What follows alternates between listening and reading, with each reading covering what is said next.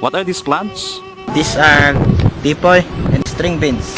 We plant them in the rice paddies, so we can either eat them or they'll prevent the rice paddies from being eroded. That is the main function of these plants, why we plant them in rice paddies.